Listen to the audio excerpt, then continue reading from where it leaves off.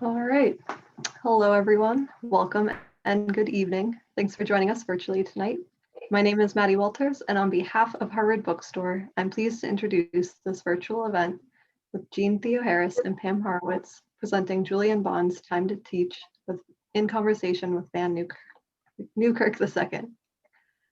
Through virtual events like tonight, Harvard Bookstore continues to bring authors and their work to you and others in our community during these challenging times. Every week, we're hosting events here on our Zoom, and as always, our event schedule appears on our website at harvard.com/events, where you can also sign up for our weekly email newsletter and browse our shelves from home. This evening's discussion will conclude with some time for your questions. If you have a question for our speakers at any time tonight, go to the Q&A box at the bottom of the screen, and we'll get through as many as we can. In the chat box during this presentation, you'll see a link to purchase tonight's book online. All sales through this link support Harvard Bookstore, so thank you for your support during this trying time for community spaces like your local bookstores. You will also find a link to donate in the chat box. Your purchases and contributions make this virtual author series possible, and now more than ever supports the future of a landmark independent bookstore. Thank you for tuning in support of our authors and the incredible staff of booksellers at Harvard Bookstore. We sincerely appreciate your support now and always. And finally, as you may have experienced in virtual gatherings over the past year, technical issues may arise.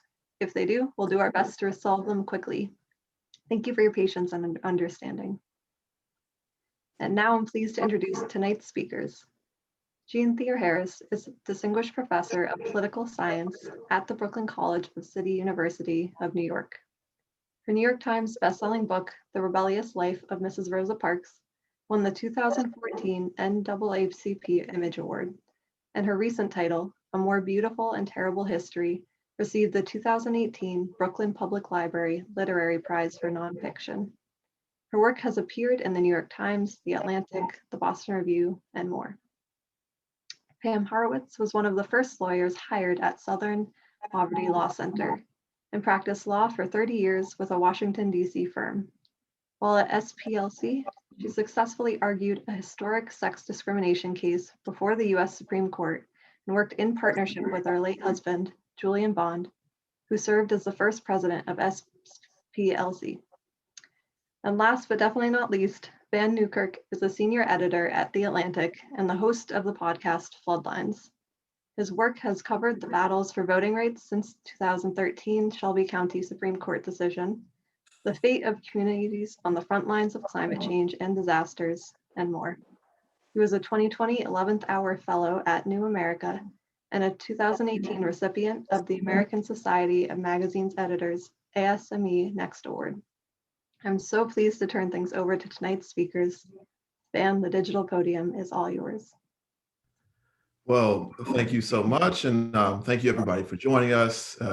You said last but not least, but I am definitely the least in this conversation of people who I am really just, pleased to be here with, and about a book that obviously I'm pleased to be involved with and excited to share with you all on the Zoom. So Jeanne, Pam, thank you for being here. And for people who aren't familiar with Julian Bond's Time to Teach, can you tell us more just about what the book is about and what it's trying to do? Let's start with Pam. The book is a compilation of Julian's lectures for a course he taught for more than 20 years on the history of the civil rights movement. And what made it possible is that Julian chose to write out his lectures as Jeanne always adds, in full sentences. And Jeanne and I were just talking again recently about the fact that she lets me tell that when she took Julian's course at Harvard, which was one of the first places he taught and one of the first times he taught the course, she did not realize that he had written out the lectures. He was obviously, as a politician and an activist, an accomplished speaker, and apparently his delivery was so smooth that she didn't know, and she still didn't know 2 years later when she TA'd for him. So it wouldn't have been possible to do the book had he not written out the lectures. And our able assistant, Eric Wallenberg, was able to go to UVA where Julian's papers are. And there were many, many versions, which is also testament to how many times Julian rewrote, revised, added. And because, you know, when he started teaching, it was like 1990, roughly 91. And the historiography really was fairly slim then, certainly in comparison to what it became and what it is now. But even while Julian was teaching, it was coming out in, you know, much larger volume. And so that was all incorporated as, you know, the technology changed and he became more technically proficient. He did a lot of PowerPoints in his lectures. So Jeanne and I started with these lectures, and one of the hardest things was to figure out which one was the last version, and to make sure that we were not duplicating. And so that took a while, because the actual editing, Julian was a wonderful writer. And so that it was light editing, to say the least. And it was interesting for me because I had, of course, heard many, many speeches Julian gave. I wrote several of them, but I had never heard or read his class lectures. And so when I started, for the purposes of this book, you hear his voice. And so it was, I think I say in my foreword, it was magical. And so we hope to have every word, it is edited, but every word is his. So he's really the author, and we did the light editing. And Jeanne, since Jeanne was the one who actually knew what we were doing, because she had been obviously published and I had not. It was a great pleasure for me to work with her. She had asked, the three of us were at dinner one night. She had asked Julian if he would consider doing a book on teaching the civil rights movement. And he said, he was still teaching at the time. And I remember he said, ask me when I've retired, and you should know that I don't want to do a whole lot of work. But as it turned out, she had to settle for me. But it was a light workload, I would say, for both of us, because of the shape the lectures were in. Jeanne, don't you think? You're on mute. We can't hear you. There we go.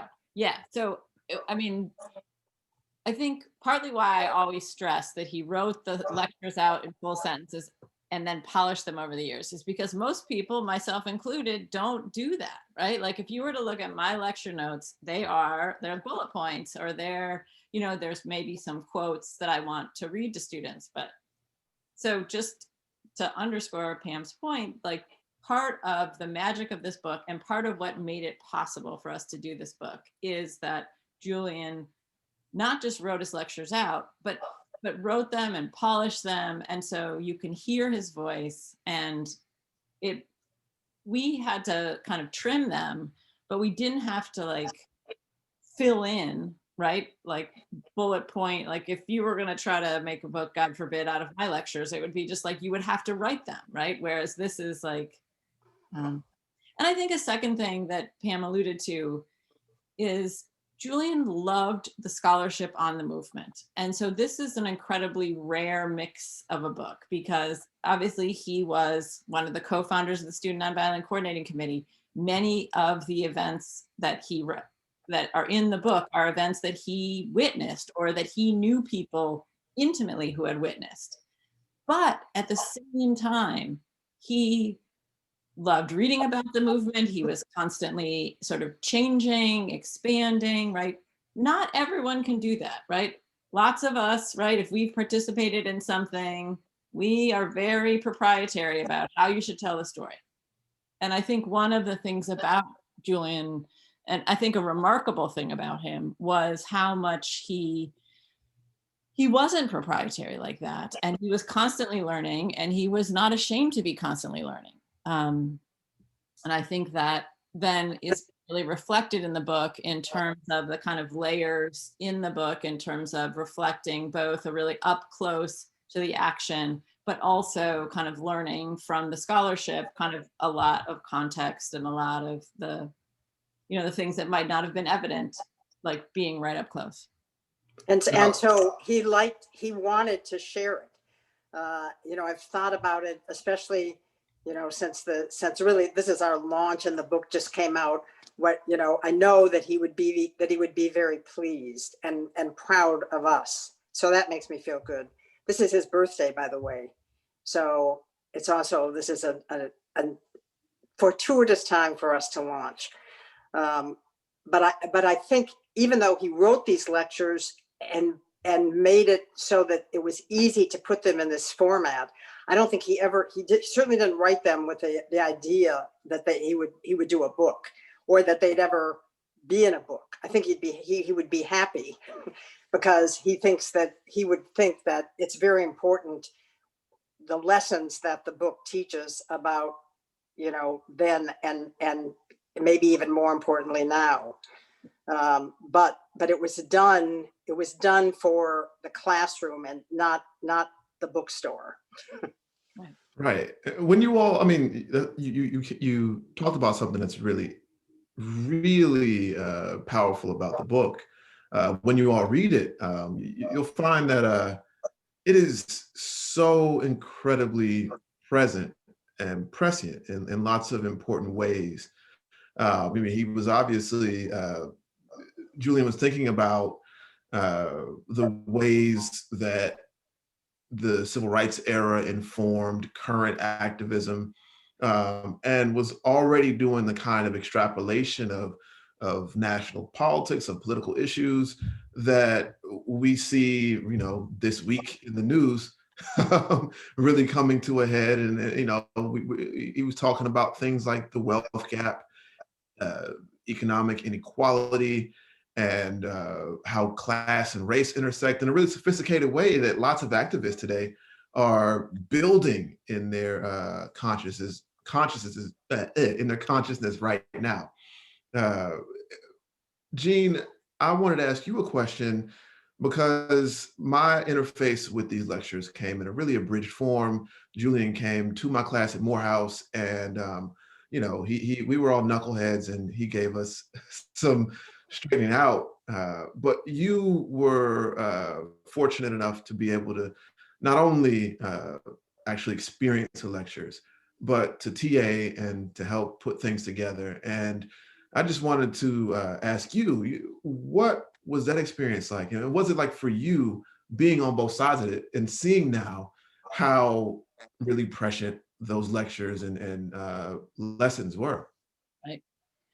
So one of my most indelible memories of the class is the beginning of the class, where he starts with, and this is maybe not the first lecture, but like, you know, first couple weeks, and he starts with the Montgomery Bus Boycott. You know, and I'm like my 20-year-old self, and I'm so excited, and I'm in this big lecture hall, and it's the Julian Bond, and he has the beautiful Julian Bond voice, the eyes on the prize voice, right? And I'm so excited to be there. And then we're doing the Montgomery Bus Boycott, and then it just takes days, and I'm like, what is happening?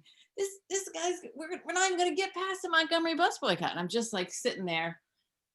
And you once said, Jeanne, that you thought it was because he was new to teaching, and he really didn't know what he was doing.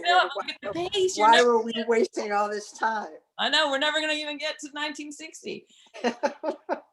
And then what I realized, and it has completely shaped and changed the way I see the civil rights movement and the way I teach it and the way I wrote my Rosa Parks book, is that what he did is he begins that story of the Montgomery Bus Boycott in the 1930s, in the 1940s, right? He begins it with the brother of sleeping car porters, because E.D. Nixon, one of the organizers, right, is a porter. He begins with Rosa Parks 2 decades earlier. He begins with the kind of class fissures in the Montgomery Black community. He begins with the minister before King, Vernon Johns. You know, there's all of these pieces.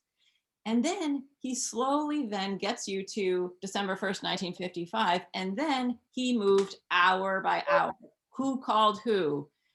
But what that did, right, is it made it, I mean, I think one of the worst things about the fables of the civil rights movement that like traffic through American culture is that the movement just happens. Rosa Parks sits down and then somehow naturally, inevitably, people rise up and there's a bus boycott and maybe it was a little hard, but then they win. And both, you're so distant from it. I mean, it doesn't work that way. So if you try, some injustice happens and then people don't rise up and create a boycott after some injustice, you know, that it completely befuddles us to like how change actually works. And I think what was so kind of brilliant and what is in some ways probably the most lasting lesson I got from him was that by doing it in that granular fashion, you both see how it happened, but you also see how it could happen again, right?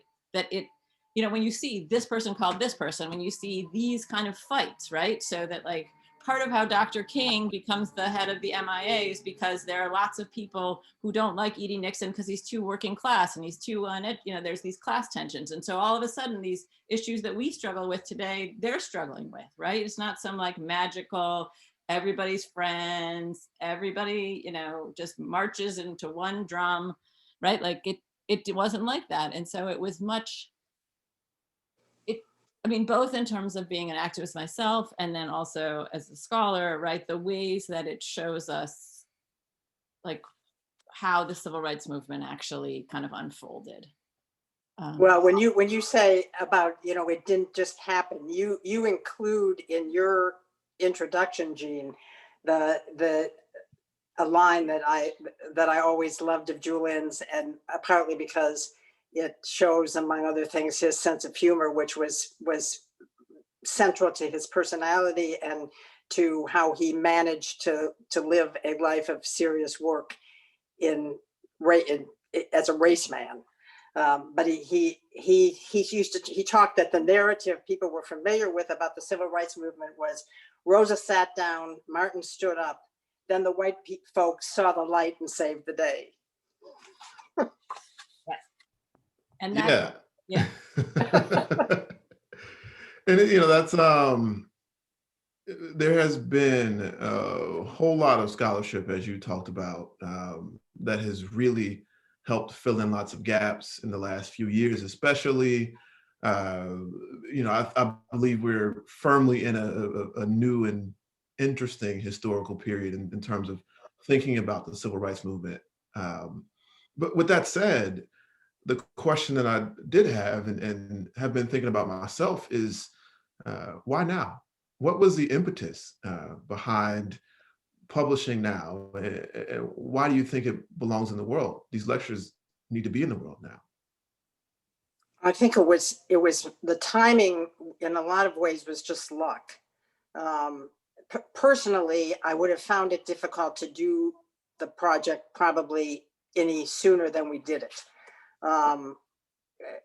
Because when I went first to the library to look at the lectures and saw Julian's handwriting, that was the end of that day in the library. And Jeanne was working on her book, and so the timing wasn't, and we didn't feel, and it's interesting, we didn't feel a sense of time pressure. And I think it's because we both understood that it was going to be resonant whenever it came out. It was not like it was going to be old and no longer relevant to, you know, the times. And so I guess it was mostly, Jeanne, when you finished your book, and we didn't know either exactly how long it was going to take us, but we felt like we didn't want to be rushed, and Beacon was very accommodating. They were excited about this book from the beginning, and really very, very encouraging and you know, as I say, accommodating of our needs. And so now I think that it was being guided because to this time, because I think that the timing is perfect. And that if, you say, Van, in your afterword, in fact, the last line of your afterword, which I reread today, was, we are in need of shaking. And if recent events have not shaken us, it's hard to say what could or would. And so, and even, starting, of course, with the George Floyd murder, race became suddenly more people understood, I think, and hope, the centrality of race in our country's history, and that all of this stuff is written into our DNA. And you didn't solve the problems with the civil rights movement. That doesn't mean that they weren't worth tackling, but it's a constant work in progress given the nation's history and those who made it. And so now there is, for one thing, a real movement to teach civil rights history and teach race at the secondary level and definitely the college level. So we obviously hope that the book will find its way into classrooms. But I think for anybody interested in how we got to where we are, and maybe even more importantly, how we can work through it and get to a better place, this is worth reading. Yeah, and Jeanne, you called the sort of standard version of civil rights history lots of people get. You said it was a fable. I like that. That's a good way to think about it. A lot of the work of this book is to show, and like you say in the lecture, is to show, number one, how kind of mundane a lot of things that happened were, how it was a result of people being people, and how organizing isn't magic, and how these people were not magical, titans roaming the earth. But I think it's important for us to maybe do a little bit of that work for Julian Bond too. It's interesting for me. Obviously, my interface again with Julian's lectures came when I was a student at Morehouse, and he visited class, and I had to fake like I was going to use the bathroom so I could call my dad and tell him that Julian Bond was in my class. And so for me, it was very much, I'm on the one hand, I'm getting this lesson that these people are people. On the other hand, it's Julian Bond. So I'm hoping that Pam and Jeanne, that you can just give us a little bit of color about Julian and talk about who he was, who he really was, and how that informed this book. Well, one of the ways that I start when I'm asked to talk about Julian is what he wanted. He didn't want a tombstone when he died, but he wanted a bench. And on one side, he wanted the bench to say race man. And on the other side, he wanted it to say easily amused. And I like that as an introduction to him, because as I said earlier, he viewed himself, certainly from the beginning of the movement, which he joined, when he was 20, as a race man in the mold of Frederick Douglass and W.E.B. Du Bois. And but he always maintained a sense of humor, without which I think he couldn't have devoted his, that was a lot of years. And they weren't, even though he became Julian Bond fairly early with a lot of help from the racist in the Georgia legislature, who, when they refused to seat him, really that created so much national attention that he became a household name. But still, as you know, Van, better than I mean, he was Julian Bond, but he was a Black person in the United States. And so he was stopped. We were driving one time to Penn, where he was teaching at the time. He was in his sartorial, splendid college professor tweeds, and he got stopped by a state trooper in the rest stop in the interstate in suspicion of robbery. And when he was refused seating in the legislature, his main nemesis walked out of the swearing in every year that Julian was sworn in until that man retired. So it was a difficult place for him to be a lot, even though he enjoyed a lot of his political career and he enjoyed many of his colleagues. It was not a collegial atmosphere.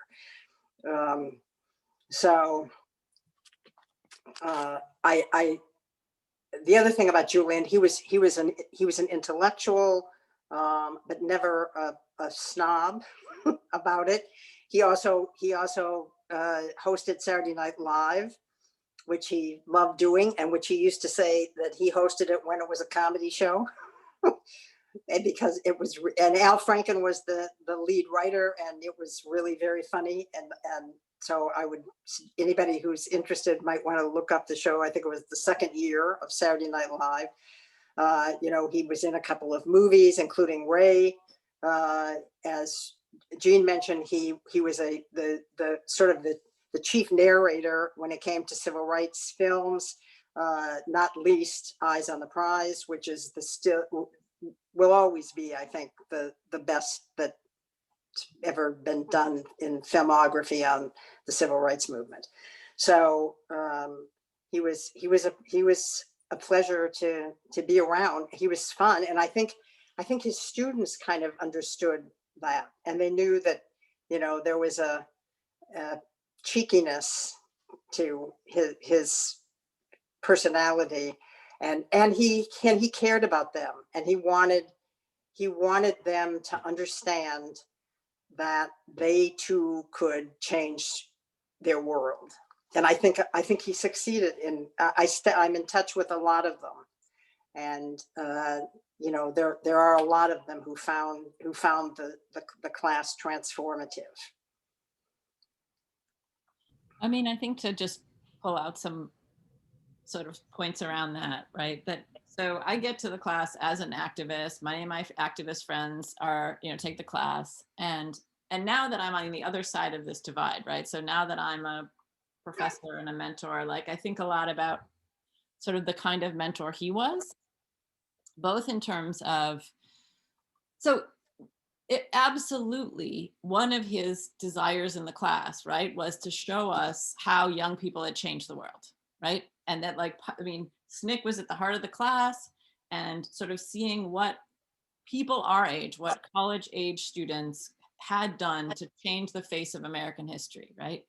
But he did so not in a way that was we had the right way, right?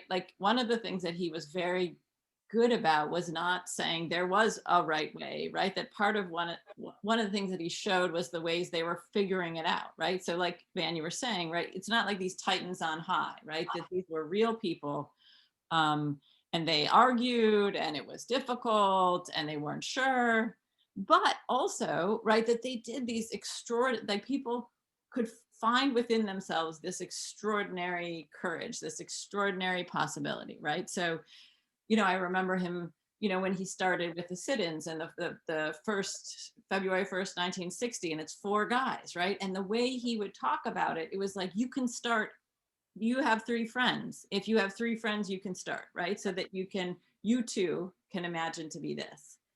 At the same time, he was very clear about all of the ways that what they were doing was not always appreciated at the time, not just by white people, right? But by also, Black college administrators, there were different views in the Black community about what was the right path.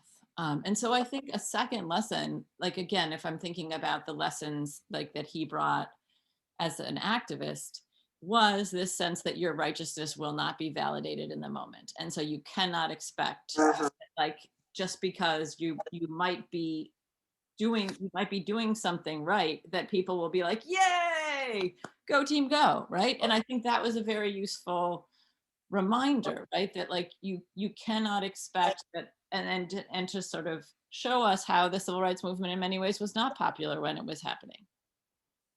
I think the third thing that and again, just in a more personal sense of how he was a mentor, because we stayed in touch, right? Was how matter of fact he was, right? Like, I think one of the things that people do, and particularly busy people and people who are like recognized at restaurants when you go to restaurants with them are, right, is they constantly remind you how busy they are. I mean, it's a normal thing, right? We all do it. Oh, I'm so busy. How are you? Oh my God, I'm so busy, blah, blah, blah. And one of the incredible things about Julian was like both, he was so good at writing back so fast on email. And he never started with the like, oh, I've done 60,000 things. I've talked to like the Pope and this and that, even though he probably had. He was really, so I think to me, in terms of how to be a mentor now, one of the kind of lessons that I think he also gave me was that sense of, and again, maybe this is part of his cheekiness or his humility, right? It's just like, you don't just like, it's not about you, and you don't need to be telling people how busy you are. And you don't need to be like, you know, he would write back right away. There was like no pretense that like, I'm important Julian Bond and I'm going to take like 3 days to write you back. And he would just do all sorts of, like, he just wasn't precious at all, even though he was Julian Bond in capital letters, right? And so to me, that's been a huge lesson. Again, now I'm on the other side of this divide of how to kind of move through the world as a mentor. Well, he was, after all, a Morehouse man. Indeed, he was. As is VANN, and you know, and it's not a coincidence. Obviously, we know about Martin Luther King, but Raphael Warnock too.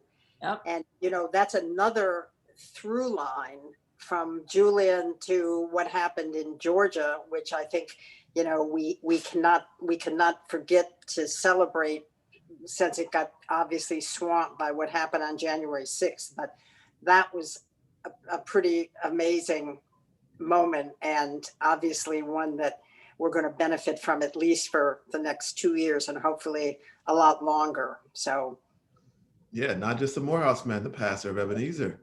yeah, oh, I know. Oh. Yeah. When Julian did the civil rights tours for UVA, whenever we started in Atlanta, we started on Saturday and always went to church on Sunday, wherever we were, but it was often Atlanta. And Reverend Warnock was, you know, it was fabulous. It was like going to a theatrical performance to go to Ebenezer. And they were incredibly welcoming. He says he's going to continue to preach, although that seems like a lot. He has a lot to do. Yes. I would say so. I want to make sure everybody who's on that we have some. I'm going to leave some time at the end to make sure we answer questions. If you have questions, please put them in the chat, and we will get to them shortly. Again, we want to answer as many as possible, and we just want to hear from you all. So just give us some in the chat. The one thing that I put in my afterword, which was really important to me when reading through the lectures, was the concept of the master narrative, and how important it was for Julian to stress that whatever you do, you know, whether you are, like you said, Jeanne, whether you're being praised for being righteous or not, that it was important to challenge and be critical of that master narrative. And I just want to ask you all, I want to ask Jeanne especially, because I think you put it in your, you wrote about it too, what the master narrative means and how we are challenging it here. I mean, I think Julian identified a number of problems in the master narrative, right? I think the the problems that the movement just happens, that it's kind of directed by charismatic leaders and like presidents, right? You know, we're like, that's how we get this magic. That we solve the problems, right? So it's like there's struggle and then they're done. And then that somehow inexplicably Black power just comes out of nowhere and ruins everything. And so I think he was very, he challenged that in a number of ways, right? One of the kind of most important ways I think he did is that, and what you're gonna, if people read the book, which we hope you will, right, it's just you're gonna meet so many different civil rights activists, right? And so part of what he did in that class was he just told so many stories, right, of struggle, of courage, of pressing forward, like over and over and over. But not just done by like John Lewis and Martin Luther King, right? And, you know, the people that we know, but by all of these other people. And then in some sense, some of the most spectacular moments, right, of courage, right, of steadfastness, of tenaciousness in the book are from people that most of us don't know their names now, right? And so one of the most profound ways that he takes on the master narrative is by giving us the whole cast of characters.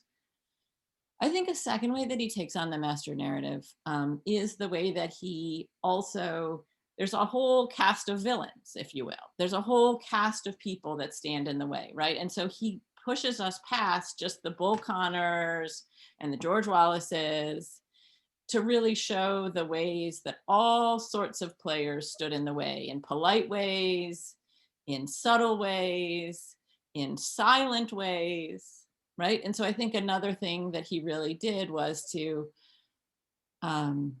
even complicate our notion of like what Southern resistance looked like, right? And it's much more modern, because I think in some sense in the fable, it's just like these like, right, it's Bull Connor and it's like, it's loud and rednecky, and, you know, and I think for one of the things that Julian was very clear about is that the people who stood on the sidelines bore as much, you know, bore a tremendous amount of responsibility as the people who were like in the mob sort of attacking the Little Rock Nine or something.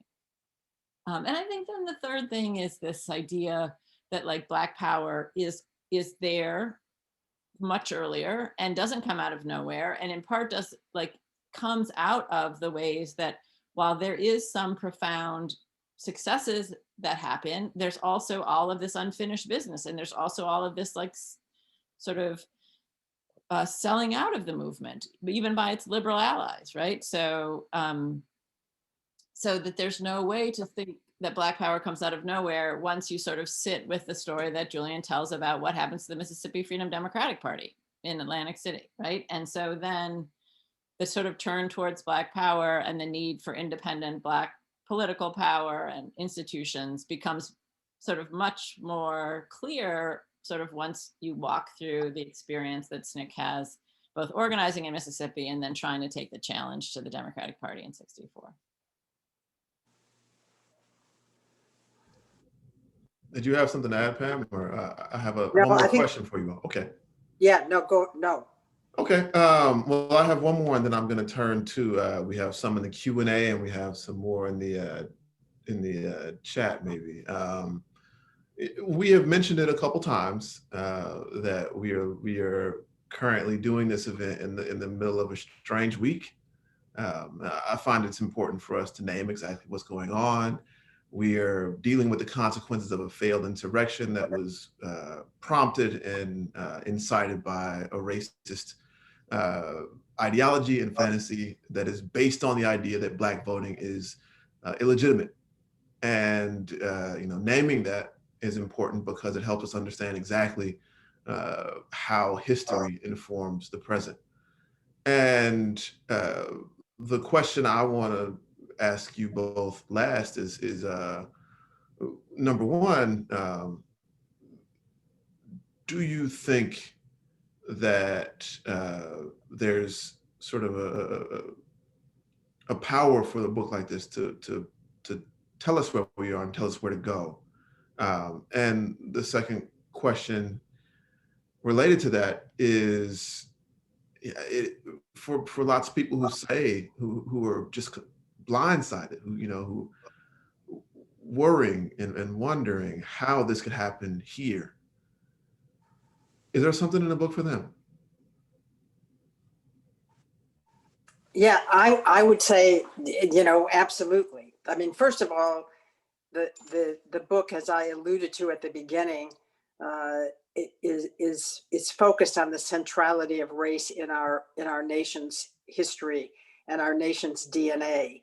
So, we've heard a lot of people say this is not who we are, in reference to what's been happening since in the Trump years and the Trump last week. But maybe this is who we are, and this book tells us just part of the story of how we got here and how we confront that reality. And it doesn't, the issues are difficult and the solutions are elusive. And even though, Julian described himself as a hopeless optimist, he wasn't foolish about the difficulties, but it didn't stop him. And I think that if there's one thing that he would want people to look for in the book and to come away with, it's hope, because there cannot be change without hope. And I think fundamentally the civil rights movement is a story of hope. And it doesn't mean that you win every victory, or that every victory that you might have won stays won. but you stay at it, and it's worth it. I mean, I think the question you asked before, Van, right, about the master narrative is part of the answer to this question, right? Because I think what Julian shows, right, is, and I think what reading the book shows is that the master narrative is part of this fiction we've created that then allows us to say, this is not who we are, right? Because if you tell this neat story, right, where it's like, it's a kind of American exceptionalist story that is like, well, we had a problem and it was hard, but these courageous heroes came and then we fixed it, right? And then so then it's like, if it's fixed in 65 or 68 or whatever, then this is not who we are, right? But if you have to sit in all of the detail of both the effort and also the success and the lack of success, I think it's a much more sort of sobering picture, I think, of who we are, right? And there's a lot of, one of the things that, as Pam was saying, we couldn't have done this book without Eric Wallenberg, who was our sort of research assistant. And one of the things I talked to Eric a lot about is how much violence there is in the book, right? And that at how many junctures, so very many civil rights activists are met by violence, both physical violence, tremendous economic violence, right? And that, I mean, there's a lot in the book of that level of repression, of that level of a whole cast of people turning to violence to try to stop this from happening, right? So I think also, if part of what surprised us last week, in terms of the violence and this notion that and this is not who we are, I think, like Pam is saying, the book kind of shows it is who we are, right? Because it's not just like one, handful of crazy Klan people being violent, right? It's a whole cast of characters. But I think, like Pam is saying, it also is a book about how ordinary people, and this is going to sound cliche, do extraordinary, come, and by taking action, kind of imagine beyond what we could even see, right? And I think that's what the book shows, and I think that's what the civil rights movement was. That, in some sense, also the fable of the civil rights movement has made, it's, and this is a word that I use, right? It's more beautiful than we knew, right? It's more sobering, but it's also more inspiring, more beautiful. And so I think that also gives us a lot for how you pick yourself up and keep going today, even though it seems rather bleak. Now I'm going to turn to our Q&A. Again, if you have any more questions, you can just pop them in the box here. I want to start with this question, and I'll note, there are some things that were left out of the book, like music, that just doesn't, the piece on music doesn't really translate well to a book. We have to do something with the music because it was pretty fabulous. And then Julian also did a lecture from rhythm and blues to rock and roll that was also really good. So but music was, I'm glad you mentioned that, Pam, because I mean it was central to the movement, and it kept the movement coming on, because that's what the mass meetings were a lot about, the music. Yeah. And again, it's not a piece that really works in the book format. And the question is there anything else that was left out of the book that you think is still interesting? So I think in terms of a teaching tool, right? Like if you were going to sit in class with Julian, right? And again, not when I took it, but he did it all in PowerPoint, and part of the PowerPoint was like, it was rich with like all sorts of primary sources. And there are bits of those in the book, right? But I think in terms of, part of both teaching it, but also just kind of seeing it, part of it was that he would play little clips, or he would, not just music clips, but like you would hear things, he would show you documents or newspaper articles, or, Julian was a huge political geek, right? So one of the things that we had to take out a little bit was like all of his like 1956 Eisenhower election, like, in the weeds with it. And you're just like, and he did use a reader that he and one of his TAs put together called "Gonna Sit at the Welcome Table," and that, before he started doing the PowerPoint, that was really the source of the primary materials that Jeanne references. And occasionally, if you go on eBay, you can find it, because that really is stuffed with treasures, in terms of flyers and court documents and other original source documents. Gonna Sit at the Welcome Table, it's called. So the next question here is, how do you think Julian would have reacted to, again, we just mentioned it, this failed insurrection, a lot of other things that are happening in the US right now? Well, when people ask me, when Trump was first elected, what would Julian say? I said that he would say, "Don't agonize, organize." And I think that would still be his central message. I think he would be saddened and distressed, as we all were, by events.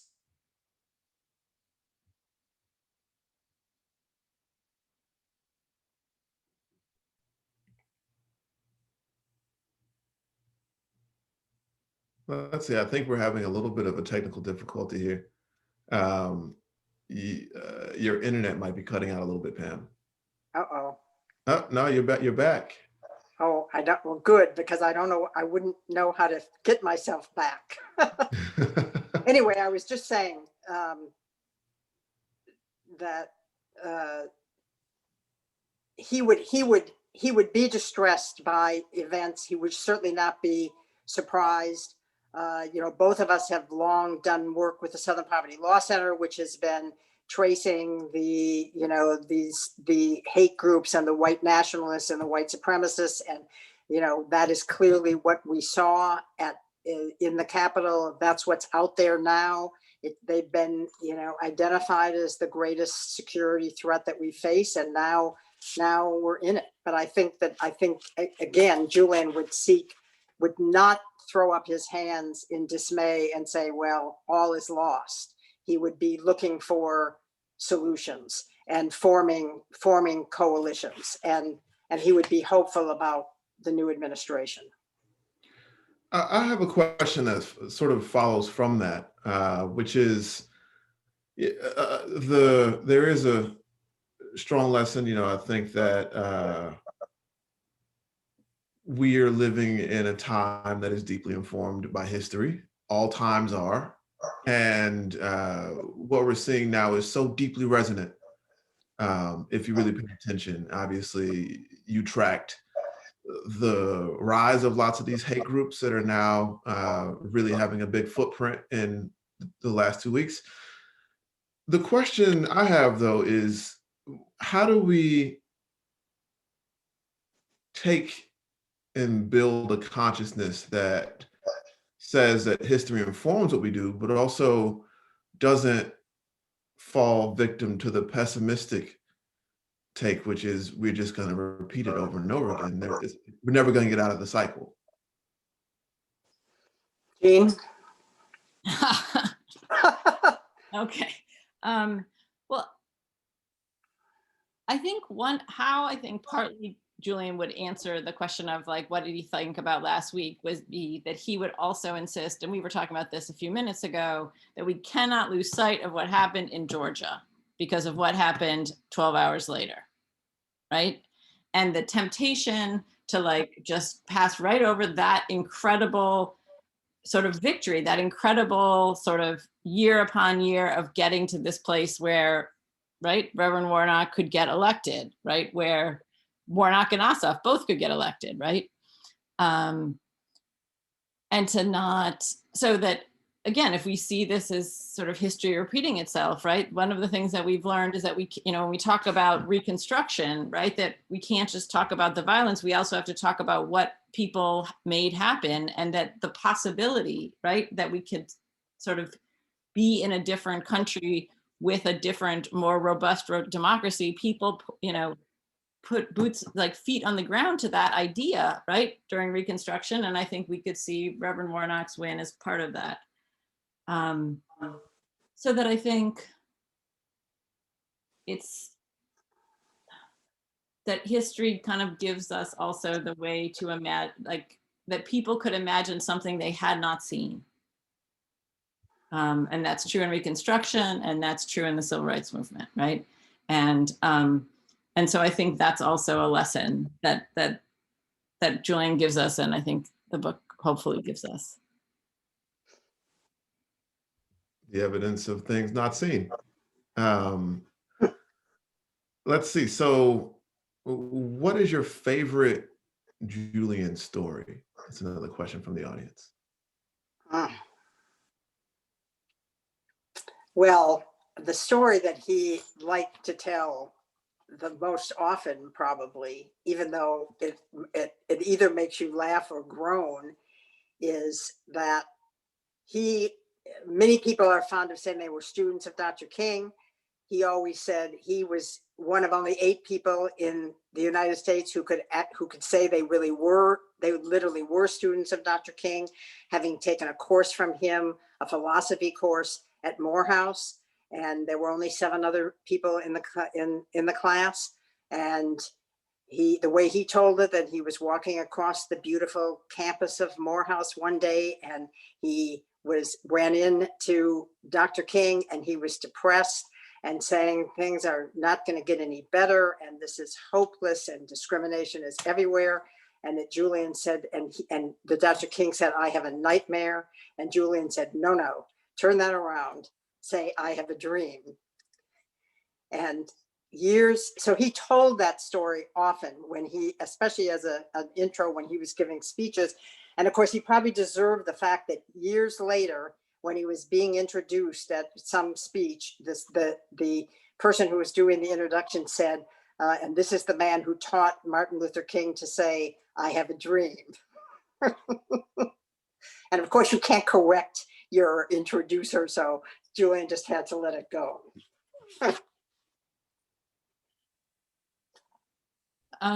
So I think I'm going to read my favorite story because I think it also speaks to like how there was sort of a bit of like self-criticalness to Julian, like, or kind of ways that, so he would always tell the story. And I mean, I feel like I've heard him tell the story so many times. So he would tell the story of how he gets sort of started as an activist at Morehouse. So his sort of fellow Morehouse student, Lonnie King, comes up to him and says, "What do you think about the Greensboro sit-in?" This is February 1960. Julian says, "I think it's great." Lonnie King says, don't you think it ought to happen here? Julian says, oh, I'm sure it'll happen here. Surely someone here will do it.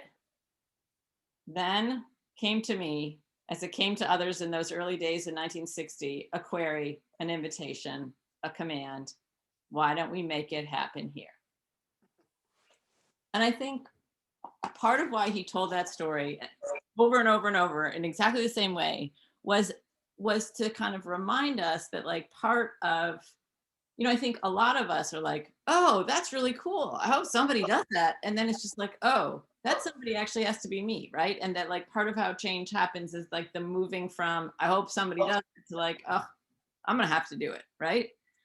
And I don't know, that's just, I think it speaks to the ways that he showed us kind of the struggle as a set of choices, both choice, like people that you had to keep making choices, and that people kept making, you know, choices to sit on the sidelines too, right? That choice, both in terms of social change and oppression, are kind of a set of ongoing choices. Well, Van, what's the story that you tell about when Julian spoke at Yeah, Morehouse? I love that story. Good one. Yeah.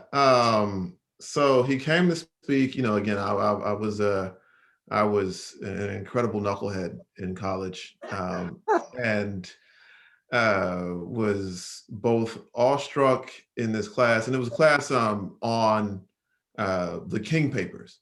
So, you know, we were already in a certain mindset and trying to think about things. But I think a lot of us took it kind of for good reasons, but with the wrong ideas in our head. We all were subscribing to this idea of King and his contemporaries as these, you know, legendary figures who were, and just trying to do the calculus of figuring out how to get from where we were to what was held up in Morehouse, especially as the ideal of masculinity. And a way to do that, because all those lessons and, you know, images were fake. So Julian's lecture, he came and it was about, the actual lecture was about the aesthetic choices of SNCC and how they moved explicitly in some cases to act against respectability politics in the organizing, and to dress and be familiar with the people who were there actually organizing, which were, you know, sharecroppers and children of sharecroppers. And the thing he said that I'll always remember, you know, he said that the suit ain't gonna save you. He said, and all of us, we were all in the leadership center, we all had on nice suits that was required for the class. They said, it's a nice suit, the suit ain't gonna save you. And that was, it's always stuck with me because it cut through, and I guess he knew, you know, he knows exactly how Morehouse works, but it cut through a lot of the things and beliefs that were holding on to about what actually made us valuable. And you could take it as for a lot of us, I think at the time we may have taken it as a barb, but actually it was an encouragement for us to find something that actually made us valuable and wasn't, you know, some other person's idea of how we should look or act. Yeah. I like that story too. And the last one is, you know, I lived right off in a dorm off Fair Street, and now it's the Atlanta Student Movement Boulevard, and that's pretty cool. Oh, no, yeah, that's very cool, and that's thanks Yeah. to Julian's son Michael, Right. who was an Atlantic City councilman. Yes. Yes. Well, with that, I want to thank everybody for joining us. Jeanne and Pam, it's been a wonderful time with you all. Thank you for inviting me to join in and writing the afterword for the book. And thank you for joining us for this conversation. And I'll turn it back over. Yeah, to reiterate it, a huge thank you to all of you, Jeanne, Pam, and Van, for a wonderful night. And thanks to all of you out there too for spending your evening with us. You can learn more and purchase tonight's book, Julian Bond's Time to Teach, through the link in the chat box. And on behalf of Harvard Bookstore here in Cambridge, Mass, have a good night, keep reading, and please be well. Thank you all. Thank you. Good night.